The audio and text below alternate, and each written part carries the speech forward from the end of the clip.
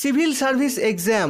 আপনি যদি IAS IPS এই ধরনের অফিসার হতে চান তাহলে আপনাকে এই এক্সাম দিতে হবে। তো আজকের এই ভিডিওতে এই সিভিল সার্ভিস এক্সামের সম্পর্কে সম্পূর্ণ তথ্য আলোচনা করব।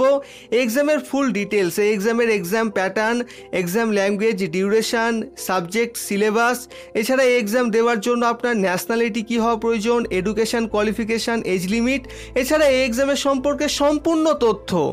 তো সেই সমস্ত তথ্যগুলো জানার জন্য ভিডিওটি শেষ পর্যন্ত দেখতে থাকুন। আর এই চ্যানেলের সম্পর্কে একটু জেনে নিন। এই চ্যানেলে বিভিন্ন ধরনের কোর্স, এক্সাম, ক্যারিয়ার অপশান, এছাড়া বিভিন্ন ধরনের প্রফেশনে আপনি কীভাবে যেতে পারবেন সেই সমস্ত রিলেটেড ভিডিও আপলোড করা হয়। তাহলে এই সমস্ত ভিডিও যদি আপনি আগামী দিনেও দেখতে চান তাহলে এই চ্যানেলটিকে যদি আপনি এখনও সাবস্ক্রাইব করে না থাকেন তাহলে এই চ্যানেলটিকে এক্ষুনি আপনি সেই সাবস্ক্রাইব বাটনটি ক্লিক করে পাশের ওই বেল আইকনটি অল করে রাখুন। তাহলে পরবর্তী সময়ে আমি যখনই কোনো নতুন ভিডিও আপলোড করব তার নোটিফিকেশান সঙ্গে সঙ্গে আপনি পেয়ে যাবেন। তো আইএএস, আইপিএস, আইএফএস এই ধরনের প্রায় 24টি মতো অফিসার র্যাঙ্কের পোস্টে চাকরির জন্য ইউপিএসসি মানে ইউনিয়ন পাবলিক সার্ভিস কমিশন এই সংস্থা প্রতি বছর এই সিভিল সার্ভিস এক্সাম কন্ডাক্ট করিয়ে থাকে। তো আপনি এই সিভিল সার্ভিস এক্সাম দিয়ে এই এক্সামে র্যাঙ্ক করে আইএএস, আইপিএস এই ধরনের অফিসার হতে পারবেন। এই এক্সামটিকে মূলত ভারতের সবথেকে কঠিনতম এক্সাম বলা হয়। প্রতি বছর প্রায় 10-12 লাখ স্টুডেন্ট এই এক্সামের জন্য ফর্ম ফিল আপ করে থাকে, কিন্তু তার মধ্যে থেকে 1000-1500 স্টুডেন্টই এক্সামে মানে এই সমস্ত অফিসার র্যাঙ্কে চাকরি পেয়ে থাকে। তবে ভয় পাওয়ার কোনো দরকার নেই। সঠিকভাবে স্মার্টলি প্রিপারেশান নিতে গেলে কোনো কিছুই কঠিন নয়। আপনি এই ধরনের অফিসারগুলোর মধ্যে কোন অফিসার হবেন, কোন পোস্টে চাকরি পাবেন সেটা মূলত নির্ভর করবে আপনার সিভিল সার্ভিস এক্সামে কীরকম নাম্বার পাচ্ছেন তার ওপর। আপনার সিভিল সার্ভিস এক্সামে আপনি কীরকম নাম্বার পাবেন তার ওপর ভিত্তি করে আপনার র্যাঙ্ক তৈরি হবে। সেই র্যাঙ্কই ঠিক করবে যে আপনি কোন অফিসার হতে পারবেন। তো চলুন জেনে নিন এবার এই এক্সামের এলিজিবিলিটি ক্রাইটেরিয়া, ন্যাশনালিটি। আপনি যদি এই এক্সাম দেওয়ার পরে আইএএস, আইপিএস এই ধরনের অফিসারের চাকরি করতে চান তাহলে আপনাকে বেসিক্যালি ইন্ডিয়ান হতে হবে, মানে ইন্ডিয়ান সিটিজেন হওয়া প্রয়োজন। কিন্তু আপনি যদি আইএএস, আইপিএস ছাড়া আরও কিছু যে আদার সার্ভিসেস রয়েছে সেই সমস্ত সার্ভিসে যাওয়ার জন্য এক্সাম দেন তাহলে আপনি ইন্ডিয়ান অথবা নেপাল থেকে অথবা ভুটান থেকে, এছাড়া আরও কিছু কন্ডিশান রয়েছে যে সমস্ত জায়গা থেকে থাকলেও আপনি এই এক্সাম দিতে পারবেন। তারপর হলো এডুকেশান কোয়ালিফিকেশান। এই এক্সাম দেওয়ার জন্য আপনাকে গ্র্যাজুয়েট হতে হবে। আপনি যে কোনো স্ট্রিম থেকে যে কোনো সাবজেক্ট নিয়ে বা পাশের স্টুডেন্ট হলেও তাও যে কোনোভাবে আপনার গ্র্যাজুয়েশন কমপ্লিট থাকলে আপনি এই এক্সাম দিতে পারবেন। তারপর হলো এজ ক্রাইটেরিয়া। এক্সাম দেওয়ার জন্য আপনার বয়স 21 থেকে 32 বছরের মধ্যে হওয়া প্রয়োজন। কিন্তু আপনি যদি ওবিসি থেকে থাকেন তাহলে আপনাকে 3 বছরের এজ রিল্যাক্সেশন দেওয়া হয়, যার জন্য আপনি 35 বছর বয়স পর্যন্ত এক্সাম দিতে পারবেন। আর আপনি যদি এসসি, এসটি এই ধরনের ক্যাটাগরি থেকে বিলং করেন তাহলে আপনাকে 5 বছরের এজ রিল্যাক্সেশন দেওয়া হয়, যার জন্য আপনি 37 বছর বয়স পর্যন্ত এই এক্সাম দিতে পারবেন। আর আপনি যদি পিডাব্লিউডি ক্যান্ডিডেট হয়ে থাকেন তাহলে আপনাকে 10 বছরের এজ রিল্যাক্সেশন দেওয়া হয়, যার জন্য আপনি 42 বছর বয়স পর্যন্ত এই এক্সাম দিতে পারবেন। এবার হচ্ছে টোটাল অ্যাটেম্পটস। আপনি যদি জেনারেল ক্যাটাগরি থেকে বিলং করেন তাহলে আপনি ম্যাক্সিমাম 6 বার এই এক্সাম দিতে পারবেন। আপনি যদি ওবিসি ক্যান্ডিডেট হন তাহলে আপনি ম্যাক্সিমাম 9 বার এই এক্সাম দিতে পারবেন। আর আপনি যদি এসসি, এসটি ক্যাটাগরি থেকে বিলং করেন তাহলে আপনার বয়স সীমার মধ্যে যতবার খুশি ততবার আপনি এই এক্সাম দিতে পারবেন। আর আপনি যদি পিডাব্লিউডি ক্যান্ডিডেট হন তার সাথে ওবিসি তাহলে আপনি ম্যাক্সিমাম 9 বার, এবং আপনি যদি এসসি, এসটি, পিডাব্লিউডি একসঙ্গে হন তাহলে আপনি আপনার বয়স সীমার মধ্যে যতবার খুশি ততবার এক্সাম দিতে পারবেন। তো চলুন এবার এই এক্সামের এক্সাম প্যাটার্ন নিয়ে আলোচনা করি। এই এক্সামটা বেসিক্যালি আপনার অফলাইনে পেন পেপারের মাধ্যমে হয়ে থাকে, মানে আপনাকে পেন পেপারের মাধ্যমে এই এক্সাম দিতে হবে। তারপর হলো স্টেপ অফ এক্সাম বা পার্ট। এক্সামটা বেসিক্যালি আপনার 3টি ধাপে হয়ে থাকে। প্রিলিমিনারি এক্সাম, তারপরে হলো মেন্স, তারপরে হলো ইন্টারভিউ বা পার্সোনালি টেস্ট। তো চলুন সর্বপ্রথমে প্রিলিমিনারি এক্সামের সম্পর্কে সম্পূর্ণ তথ্য জেনে নিন। এই প্রিলিমিনারি এক্সামে আপনার অবজেক্টিভ টাইপ কোশ্চেন এসে থাকে, যেখানে আপনাকে প্রতিটি কোশ্চেনে 4টি করে অপশান দেওয়া থাকবে এবং আপনাকে তার মধ্যে থেকে সঠিক অ্যান্সার খুঁজে বার করতে হবে। এই এক্সামের কোশ্চেন ইংলিশ ল্যাঙ্গুয়েজে হয়ে থাকে, আপনাকে ইংলিশ ল্যাঙ্গুয়েজে এই এক্সাম দিতে হবে। তারপর হচ্ছে এক্সামের পেপার। এক্সামটি 2টো পেপারে টোটাল 4 ঘন্টার হয়ে থাকে, মানে প্রতিটি পেপারে আপনি 2 ঘন্টা করে সময় পাবেন। তারপর হচ্ছে টোটাল মার্ক। এই প্রিলিমিনারি এক্সামে টোটাল মার্ক থাকে 400 মার্ক, এক একটি পেপারে 200 করে। মানে আপনার পেপার 1-এ থাকবে 200 মার্ক এবং পেপার 2-এ থাকবে 200 মার্ক। এই প্রিলিমিনারি এক্সামের পেপার 1-এ টোটাল 100টি কোশ্চেন থাকে, যেখানে প্রতিটি কোশ্চেনের মান 2 করে। এই এক্সামের সিলেবাস আপনি দেখতে পাচ্ছেন স্ক্রিনে, আপনি ভিডিওটি পজ করে দেখে নিতে পারেন। তারপর হলো এক্সামের পেপার 2। এই পেপার 2-এ আপনার টোটাল 80টি কোশ্চেন থাকে, যেখানে প্রতিটি কোশ্চেনের মান থাকে 2.5 করে। এই প্রিলিমিনারি এক্সামের পেপার 2-এর সিলেবাস আপনি দেখতে পাচ্ছেন স্ক্রিনে, ভিডিও পজ করে আপনি ডিটেলসে দেখে নিতে পারেন। তারপরে হলো এই প্রিলিমিনারি এক্সামের নেগেটিভ মার্কিং। আপনি যদি এই প্রিলিমিনারি এক্সামে কোনো কোশ্চেনের উত্তর ভুল করেন তাহলে আপনার 1/3 নাম্বার কাটা যাবে।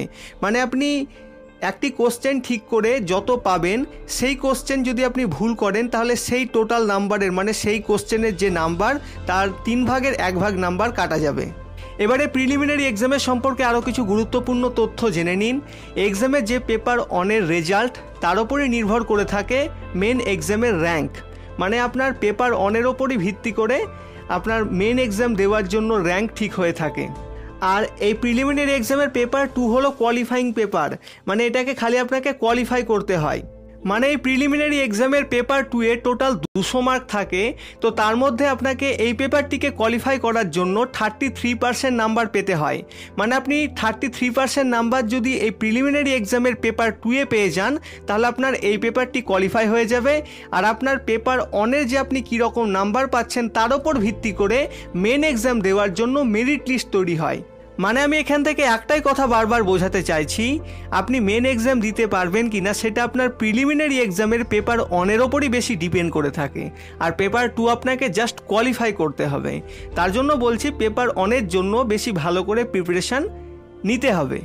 আর এই প্রিলিমিনারি এক্সামের সম্পর্কে আরও কিছু বলতে গেলে, এই প্রিলিমিনারি এক্সামের কোনো মার্ক ফাইনাল মেরিট লিস্টে কোনো রকম কোনো কাজে লাগে না। মানে এই প্রিলিমিনারি এক্সামের মার্ক শুধুমাত্র মেন এক্সাম দেওয়ার জন্যই কাজে লাগে।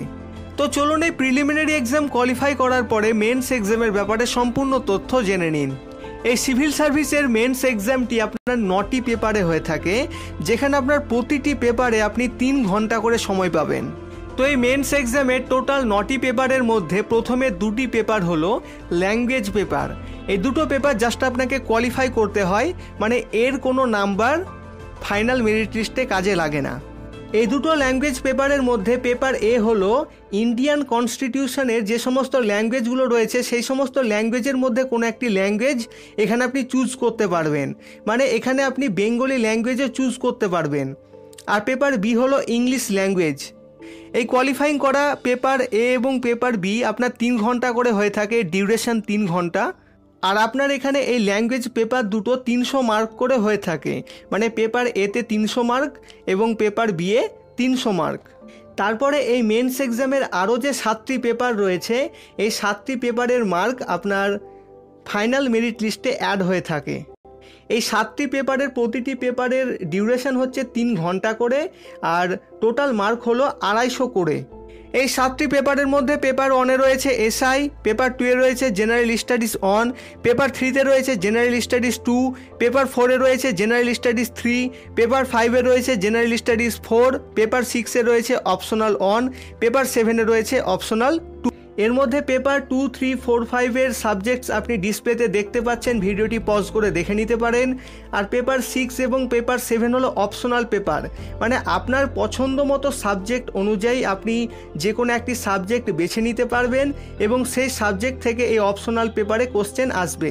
সেই সাবজেক্টেরই এখানে দুটো পেপার হয়ে থাকে, একটি হলো অপশনাল পেপার 1 আর একটি হলো অপশনাল পেপার 2। মানে জিওগ্রাফি, হিস্ট্রি, ইকোনমিক্স, ম্যাথামেটিক্স এই ধরনের যে সাবজেক্টগুলো রয়েছে সেই সমস্ত সাবজেক্টের মধ্যে কোনো একটি সাবজেক্ট আপনি বেছে নিতে পারবেন এবং এই সাবজেক্টেরই দুটো পেপারে 250 করে টোটাল 500 মার্কের কোশ্চেন এসে থাকে। এবারে মেন্স এক্সামের এক্সাম ল্যাঙ্গুয়েজের কথা বলতে গেলে এর মধ্যে যেটি ইংলিশ পেপার সেটি তো আপনাকে ইংলিশেই দিতে হবে, কিন্তু সেই ইংলিশ পেপার ছাড়া অন্যান্য পেপারগুলোর কোশ্চেন ইংলিশ এবং হিন্দি ল্যাঙ্গুয়েজে হয়ে থাকে। আর অ্যান্সার আপনি ইংলিশ অথবা ইন্ডিয়ান কনস্টিটিউশনের ল্যাঙ্গুয়েজগুলোর মধ্যে যে কোনো একটি ল্যাঙ্গুয়েজে দিতে পারবেন। মানে ল্যাঙ্গুয়েজের পেপারগুলো ছাড়া অন্যান্য পেপারগুলোর কোশ্চেন ইংলিশ এবং হিন্দি ল্যাঙ্গুয়েজে হবে, আর অ্যান্সার আপনি বেঙ্গলি ল্যাঙ্গুয়েজেও দিতে পারবেন। তারপরে হলো টোটাল মার্ক। এই মেন্স এক্সামে আপনাকে টোটাল 2350 মার্কের এক্সাম দিতে হয়, কিন্তু তার মধ্যে থেকে প্রথমে যে পেপার এ এবং পেপার বি এ 600 মার্ক, এই দুটো পেপার হলো কোয়ালিফাইং পেপার, সেহেতু এই দুটো পেপারের কোনো নাম্বার ফাইনাল মেরিট লিস্টে কোনো কাজে লাগে না। এই মেন্স এক্সামের বাকি যে 7টি পেপার রয়েছে সেই 7টি পেপারে 1750 নাম্বারের আপনার এটি মেরিট লিস্টে অ্যাড করা হয়ে থাকে। তারপরে হলো এই মেন্স এক্সামের কোশ্চেন পেপার। এই মেন্স এক্সামের কোশ্চেন পেপারে আপনার ব্রড টাইপ কোশ্চেন এসে থাকে, মানে ডেসক্রিপটিভ টাইপ, মানে এখানে আপনাকে পেন পেপারের মাধ্যমে ব্রড টাইপ কোশ্চেনের অ্যান্সার লিখতে হয়। এই এক্সামের ডিটেলসের সিলেবাস আপনি জানতে চাইলে ডেসক্রিপশন বক্স ফলো করতে পারেন। তো এই মেন এক্সাম কোয়ালিফাই করার পরে আপনাকে ইন্টারভিউ বা পার্সোনালি টেস্টের জন্য ডাকা হয়।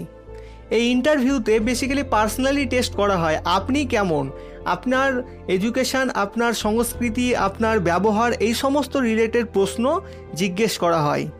এই ইন্টারভিউতে থাকে টোটাল 275 মার্ক এবং মেন্স এক্সামের সেই 1750-এর সঙ্গে যুক্ত করে টোটাল 2025 নাম্বারের ওপর ভিত্তি করে আপনার ফাইনাল মেরিট লিস্ট বেরোয় এবং এই ফাইনাল মেরিট লিস্টের ওপর ভিত্তি করে আপনি আপনার পোস্ট পেয়ে যাবেন। তো এই ছিল বেসিক্যালি সিভিল সার্ভিস এক্সামের সম্পর্কে ফুল ইনফরমেশান। তাও যদি কোনো ইনফরমেশান ছুটে যায় বা ডিটেলসের সিলেবাসের জন্য বা কোনো জিনিস যদি আপডেট হয়, তাহলে সেই সমস্ত ইনফরমেশানগুলো পাওয়ার জন্য আপনি ডেসক্রিপশন বক্স ফলো করতে পারেন। এবারে সিভিল সার্ভিস এক্সামের সমস্ত বিষয়টিকে যদি আমি একটু শর্টকাটে বলতে যাই, তো এক্সামটা বেসিক্যালি 3টে স্টেপে হয়ে থাকে, প্রিলিমিনারি, মেন্স আর ইন্টারভিউ। তো প্রথমে আপনাকে প্রিলিমিনারি এক্সাম দিতে হয়, যেখানে আপনার সেই টোটাল 400 মার্কের এই এক্সামটি হয়ে থাকে। তো তার মধ্যে পেপার 1-এর ওপর ভিত্তি করে আপনার সেই মেন্স এক্সাম দেওয়ার জন্য র্যাঙ্ক ঠিক হয়ে থাকে। আর পেপার 2 হলো কোয়ালিফাইং পেপার, মানে এখানে আপনাকে পেপার 1-এ বেশি নাম্বার আনার চেষ্টা করতে হবে, কারণ এটার ওপর ভিত্তি করবে যে আপনি মেন্স এক্সাম দিতে পারবেন কি না। তারপর মেন্স এক্সাম হবে। মেন্স এক্সামের কথাও তো বললাম, এখানে আপনার প্রথমে যে পেপার দুটো রয়েছে সেই দুটো পেপার হচ্ছে ল্যাঙ্গুয়েজ পেপার। এই দুটো পেপার হলো কোয়ালিফাইং পেপার, এই দুটো পেপার জাস্ট আপনাকে কোয়ালিফাই করতে হয়। তারপরে যে আরও 7টি পেপার রয়েছে সেই 7টি পেপারের ওপর নির্ভর করে আপনার ফাইনাল মেরিট লিস্টের সেই র্যাঙ্ক। তারপর এইভাবে মেন্স এক্সাম কোয়ালিফাই করার পরে আপনাকে ইন্টারভিউয়ের জন্য ডাকা হবে। আপনি ইন্টারভিউ কোয়ালিফাই করবেন, তারপর আপনার ইন্টারভিউতে যে আপনি 275-এর মধ্যে কত পাচ্ছেন আর মেন্স এক্সামে সেই 1750-এর মধ্যে কত পেয়েছেন, এগুলোকে টোটাল করে আপনার ফাইনাল মেরিট লিস্ট বেরোবে। সেই ফাইনাল মেরিট লিস্টে আপনার কীরকম র্যাঙ্ক হচ্ছে তার উপর ভিত্তি করে আপনি আইএএস, আইপিএস না কোন অফিসার এর পোস্টে চাকরি পাচ্ছেন সেটি নির্ভর করবে। তো এই ছিল ইউপিএসসি সিভিল সার্ভিস এক্সামের ব্যাপারে সম্পূর্ণ তথ্য। আপনি যদি এই ধরনের অন্যান্য এক্সামের সম্পর্কে জানতে চান, তাহলে সেই সমস্ত এক্সামের ভিডিও এই চ্যানেলের স্টাডি নলেজের প্লেলিস্টে আপনি পেয়ে যাবেন, যে প্লেলিস্টের লিঙ্ক আমি এই ভিডিও ডেসক্রিপশন বক্সেও দিয়ে দিয়েছি। আপনি যদি এই এক্সাম দিতে চান তাহলে বেস্ট অফ লাক, ভালো করে পড়াশোনা করুন, আপনিও এই এক্সাম ক্র্যাক করতে পারবেন। আর এই ভিডিওটি আপনার কেমন লাগলো সেটি কমেন্টে অবশ্যই জানাতে ভুলবেন না। আর এই ভিডিওটি ভালো লাগলে ভিডিওটি অবশ্যই লাইক করবেন এবং সকলের সঙ্গে শেয়ার করতে ভুলবেন না। তো দেখা হবে অন্য একটি ভিডিওতে।